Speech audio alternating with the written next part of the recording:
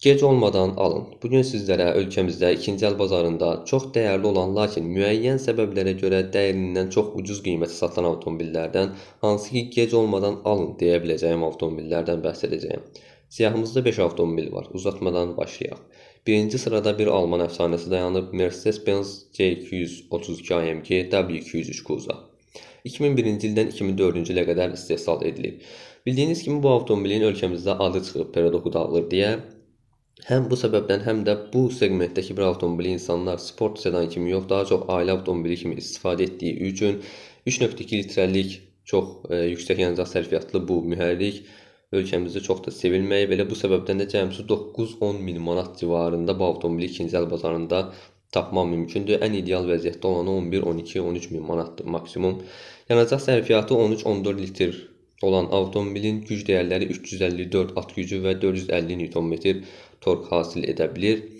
Tək xüsusiyyəti kağız üstündəki göstəriciləri deyil. Bundan başqa öndə McPherson tipli askı sistemindən, arxada isə çox linkli tam müstəqil askı sistemindən istifadə edilib ki, bu da yol tutuşunun çox yaxşı olmasına gətirib çıxarır. Həmçinin rəqibləri ilə müqayisə edək.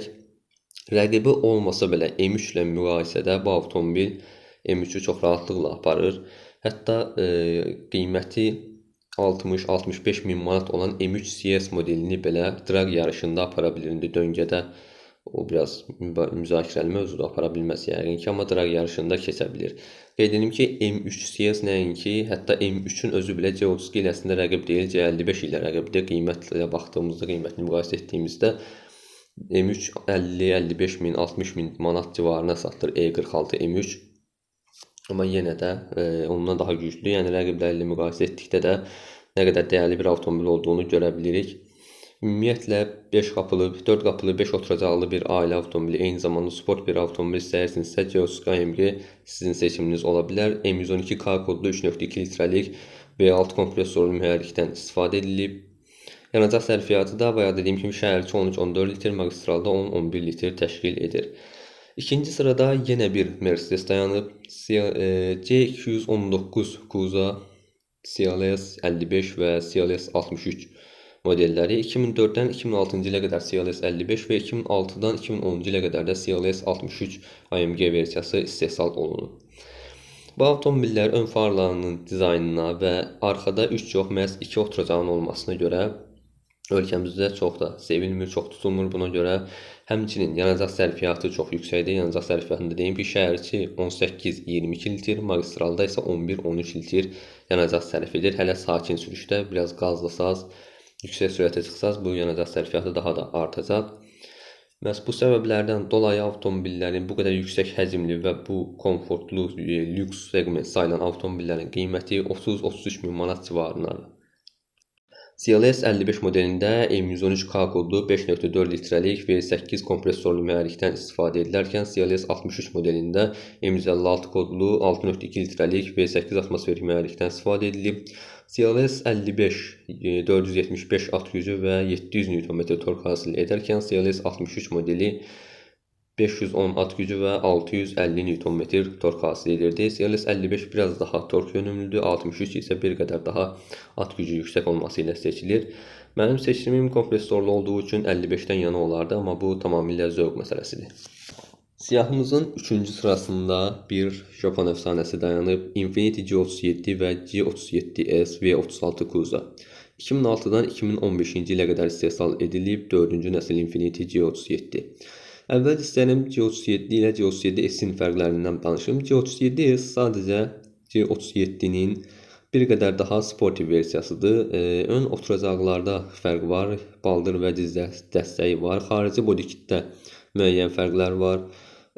Bundan başqa avtomobilin arxa diferensiyalində G37S-də bir LCD kilit yerləşdirilib. Daha rahat drift edə bilir, həmçinin döngə çıxışlarında falan daha tez sürətlənməyə də təsir edə bilir. Ümumi xüsusiyyətləri bir-birinə bənzərdir. Yəni mühərrik gücü olsun, sürətlər qutusu olsun, G37 və G37S-in hər ikisində eynidir. Bu avtomobildə VQ37 VHR kodlu mühərrikdən istifadə edilib, hansı ki Nissan 370 Z ilə eyni mühərriki paylaşır bu avtomobil. 370 Z bilməyənlər burada nə var ki deyə bilər, amma 370 Z tanıyanlar bilir ki, bu necə mühərrikdir. Həmçinin dövrünün ən etibarlı V6 mühərriki də seçilib. 3.7 litrəlik atmosferik V6 mühərrik 330 at gücü və 363 Nm tork hasil edərkən yanacaq sərfiyyatı şəhər içi 15-18 litr, magistralda 8-10 litr təşkil edir.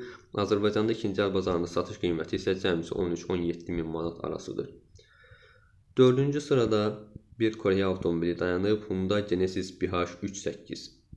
Bu avtomobili başqa mühərrik konfiqurasiyaları da var. Mən siyahıya məhz 3.8 modelini daxil etdim. 2008-ci ildən 2013-cü ilə qədər istehsal edilib. Genesis BH 1-ci nəsil. 3.8 litrəlik V6 mühərrikdən istifadə edilib. Atmosferik bir mühərrikdir. 300 at gücü və 380 Nm tork hasil edərkən yanacaq sərfiyyatı şəhər içi 14-16 litr, magistralda 8-10 litr təşkil edir. Maraqlı bir xüsusiyyət olaraq onu qeyd edim ki, Hyundai Genesisin üzərində heç bir Hyundai loqosu yoxdur. Qanadlı bir loqodan istifadə edilib tamamilə. Burada da demək istədikləri, alıcıya çatdırmaq istədikləri şey budur ki, yəni bu avtomobil standart bir Hyundai deyil. Hyundai Genesis BH-ı Mercedes E seriyasına və BMW 5 seriyasına rəqib olaraq çıxarmışdı və bir xüsusiyyətini deyim ki, bu avtomobilin kuza bürkülməsi, kuzanın rigidliyi həm Mercedes E-klassından, həm də BMW 5 seriyasından daha yüksəkdir. Yəni kuza sağlamlığı hər ikisini öhdələyir. Həmçinin bununla birlikdə kuzası hər ikisindən daha yüngüldür. Ölkəmizdə satış qiyməti isə cəmisi 18-23 min manat təşkil edir. Və siyahının son avtomobili Chrysler 300C LX 5.7 Hemi versiyonu. Chrysler LX 1-ci nəsil Chrysler 300C sayılır. 2005-2010-cu illər arasında istehsal edilib. 340 at gücü və 525 Nm tork hasil edən avtomobil şəhər içi 18-22, magistralda isə 10-13 litr yanacaq sərf edir. Qeyd edim ki, bu avtomobil Mercedes E seriyası W211 və Mercedes S seriyası W220-nin ötürücü sistemlərini, onun askı sistemini paylaşır. Həm Amerikan maşın avtomobili, həm də Almanların yol tutuşu ilə birləşdirilmiş bir avtomobildir. Buna görə həm yol tutuşu Amerikanlardan fərqlənir, standart Amerikanlardan daha yaxşı yol tutma qabiliyyəti var, həm də 5.7 Amerikan maşın mühərriki ilə çox gözəl gedişi var. Ölkəmizdə satış qiyməti isə cəmisi 10-13 min manat arasındadır. Belə dostlar, bugünlük məndən bu qədər. Növbəti videolarda görüşmək üzrə. Ümidvaram ki, video sizlər üçün maraqlı olmuşdur. Əgər faydalı oldusa, mənə dəstək olmaq üçün like atar, kanalıma abunə ola bilərsiniz. Növbəti videolarda görüşmək üzrə. Özünüzə yaxşı baxın.